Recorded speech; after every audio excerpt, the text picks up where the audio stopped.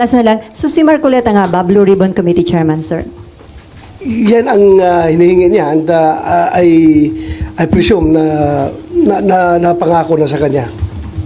Sir, may talks about impeachment nung time na bago kayo mag-commit with SPGs, may hiling ba kayo or any favors asked about the impeachment proceedings? Wala kaming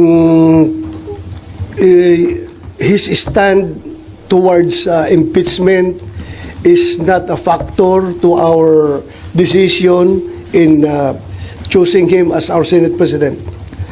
Ang pinaka-big factor dyan na nakikita ko lang talaga is yung pagka-open niya. Nakikinig siya.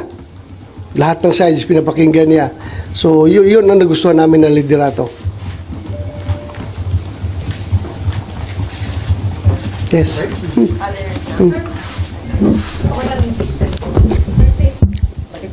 Sa impeachment, sir, di ba po, nag-move kayo para i-dismiss yung articles of impeachment noong June 10. Uulitin niyo po ba yan pag nag-reopen kayo? Yung hihingi na ho ba yan? Hihingin ba yan ng Duterte 7? Mag-usap pa kami. Titingnan namin. Baka sabihin nyo, insisting naman itong mga tao na ito, pabalik-balik. Hiningi na namin yan noon, di ba? Pero one thing I can assure you is that ako from my personal na paniniwala ko ito, that since tinanong ng impeachment court yung House of Representatives as to their stand whether or not itong 28th Congress House of Representatives is willing to be bound by the actions of their predecessors, yung House of Representatives ng 19th Congress, are they willing to continue or are they willing to be to bind themselves to whatever actions that were took place during the previous Congress? You can expect me also to raise this question sa floor once the 28th Congress convenes. Itatanong ko rin na tinanong natin yung House of Representatives. Why not ask ourselves also? Di ba? Pareho lang naman.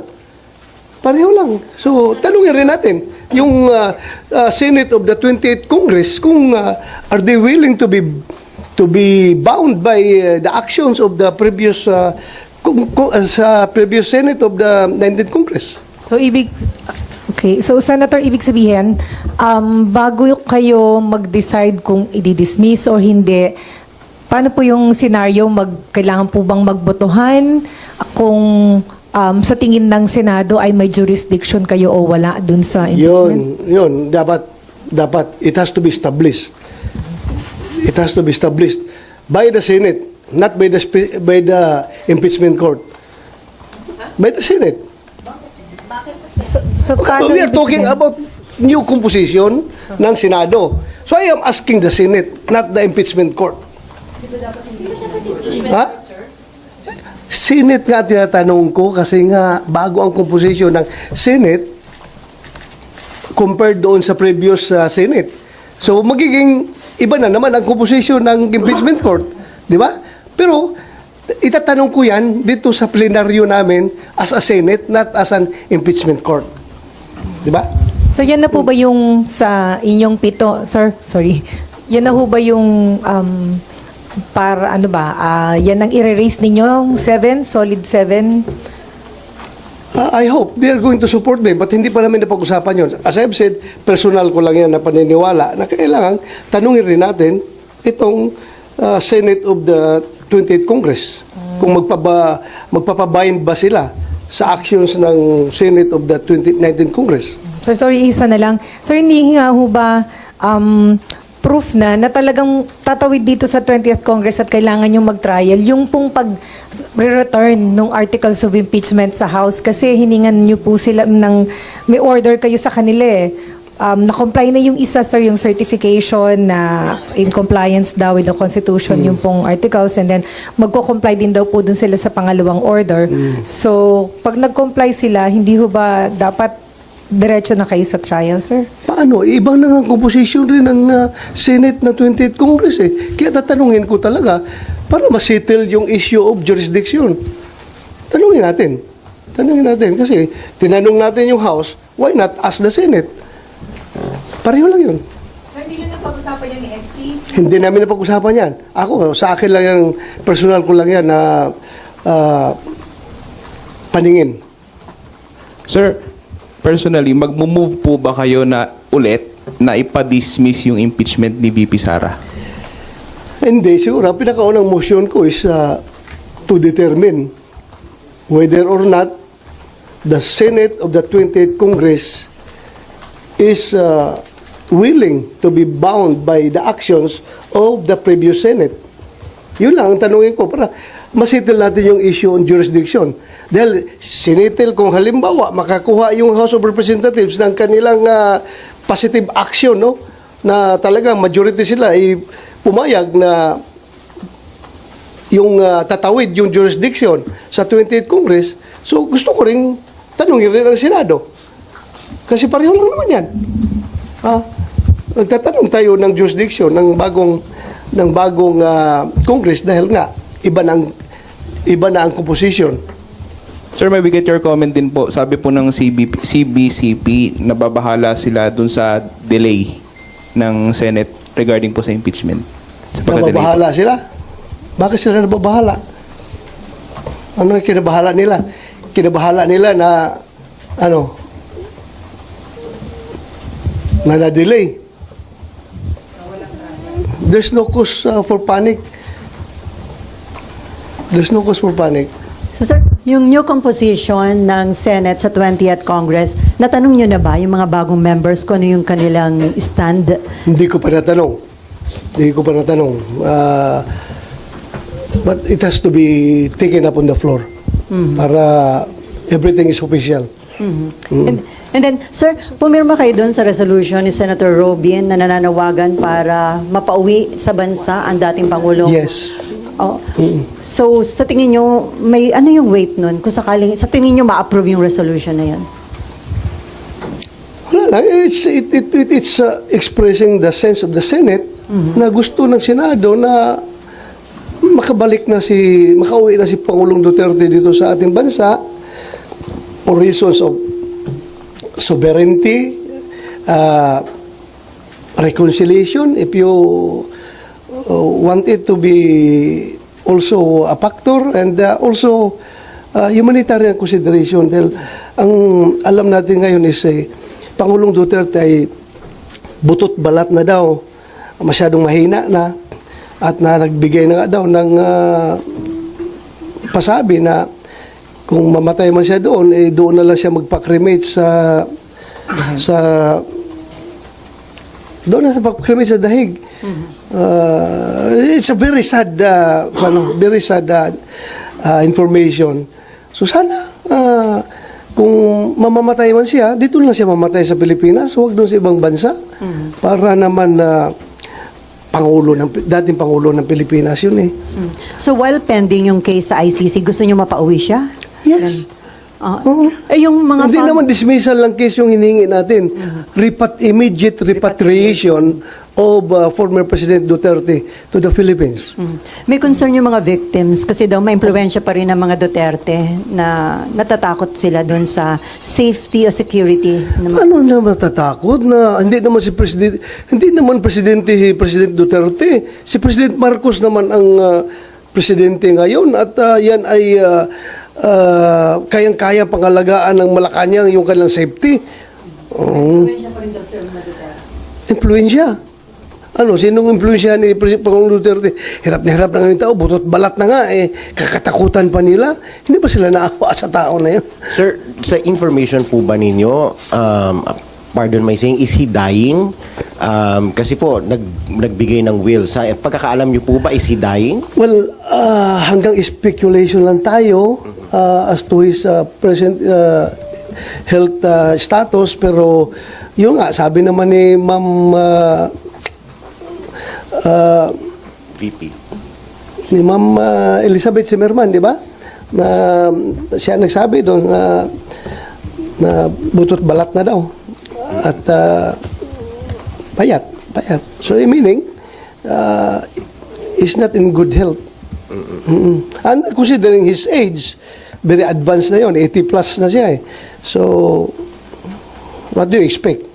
Sir, balikan ko lang yun doon sa Senate leadership. Kasi kahapon, sabi ni Senator G.V. Ejercito, mukhang kasama rin yung dalawang senators from the opposition bloc or from the other opposition bloc, which is yung sila Senator Aquino and Senator Pangilinan. Do you feel comfortable na kasama sila in the majority, considering yung differences ng ninyo ideologically sa kanila? I don't know. Anong magiging kuan yan? Anong magiging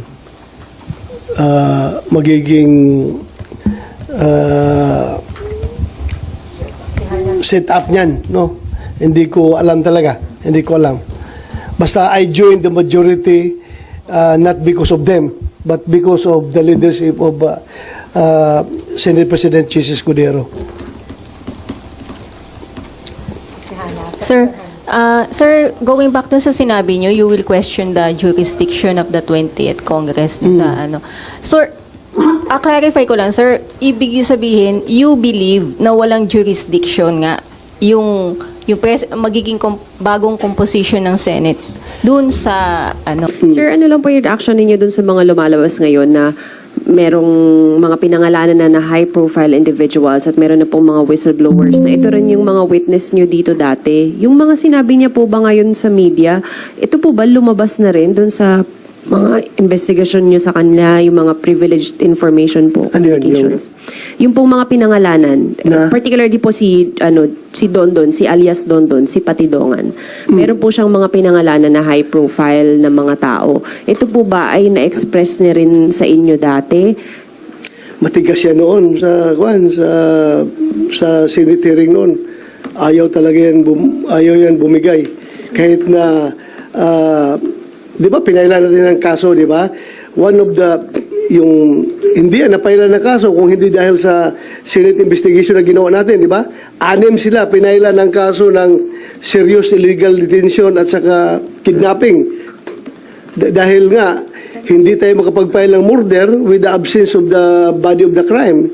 Yung mga katawan hindi na recover. So pinailan natin sila. Talagang pinalop natin sa CIDG na mapailan sila ng kaso. At napailan nga.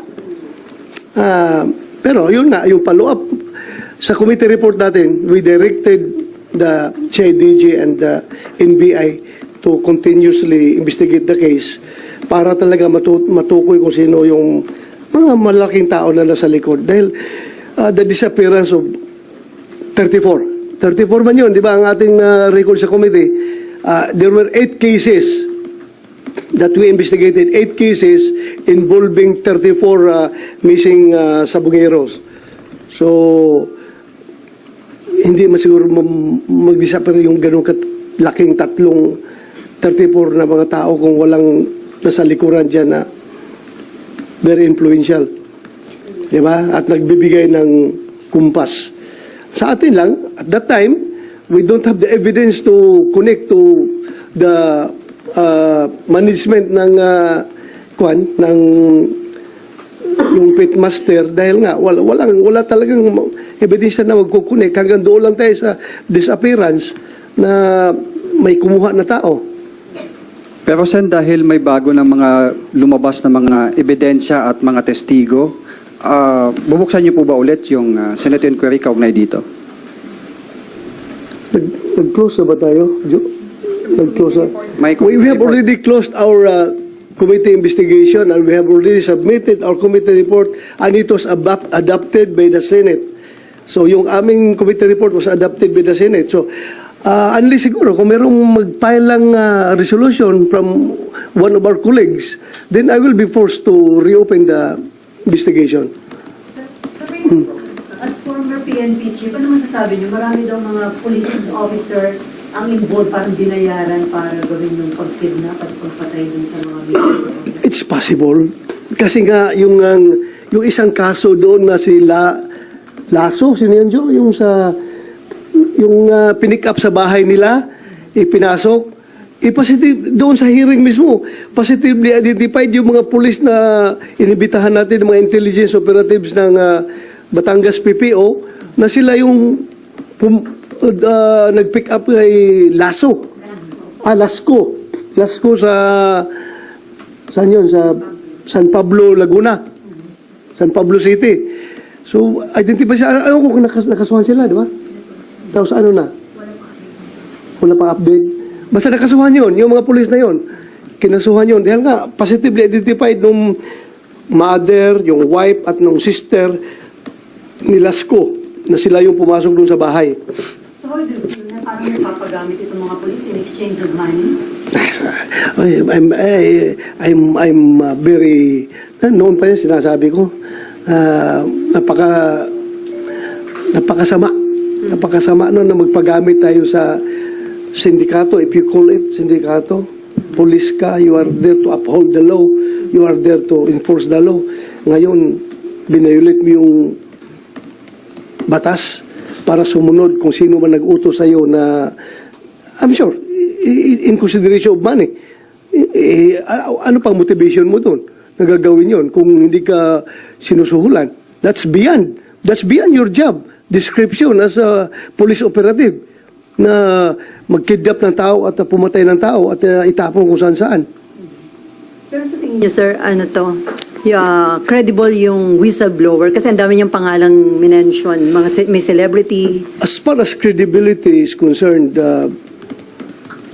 sa akin, mas credible sana siya kung nagsalita siya noon pa, nung dito sa Senate investigation. But still, credible pa rin siya dahil kahit na-late na siya bumaligtad, you knowing his closeness to the personalities involved, then mayroon siyang sinasabi. Sir, sorry. Sir, punta ako sa online gambling. May we know your stand lang since ilang panukala na po yung final ng mga kapwa niyo, Senador, either seeking to strictly regulate or total ban. Kayo po, sir, on online gambling po. Ako dapat ban yan ban yan kasi maraming nasisirang buhay dyan. Aside from doon mga missing sa Bungiros, no? Dahil nga yun, sa online pa rin yun nangyari, di ba? Aside doon na may namamatay, marami akong nabalitaan talaga na may mga security guard na tumalon na lang sa tulay, nagpakamatay dahil wala ng pera. May bata na nagpatiwakal dahil na-hook sa online gambling. So, alam natin, yung kung magkakapera man ang gobyerno, ang revenues from online gambling is not enough to compensate the moral decay, the social cost of that it brings, yung online gambling. So not enough yung stricter regulation, sir? Ah? Not enough yung stricter regulation? Not enough. Kasi alam mo, Filipinos are very,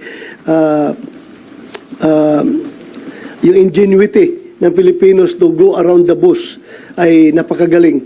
Kaya maisahan pa rin tayo yung regulation dyan. Hirap pa rin. Lalo na sa online. Hanggang ngayon, wala pa tayong magandang solusyon para dyan.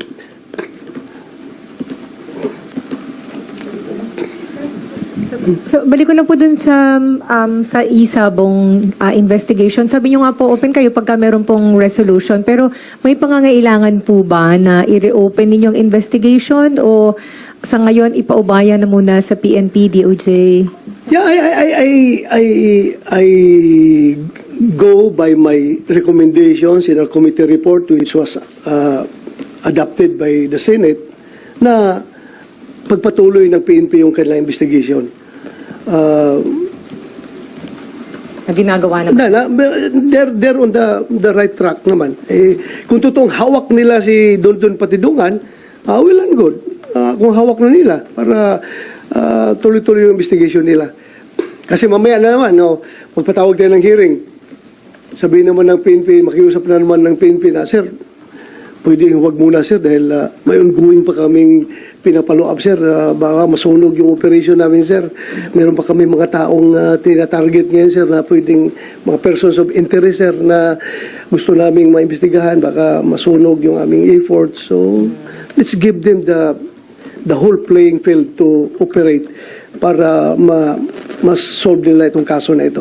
During the Pero kung merong mag-file a resolution na senador, then it's my duty to conduct the investigation, to reopen the case.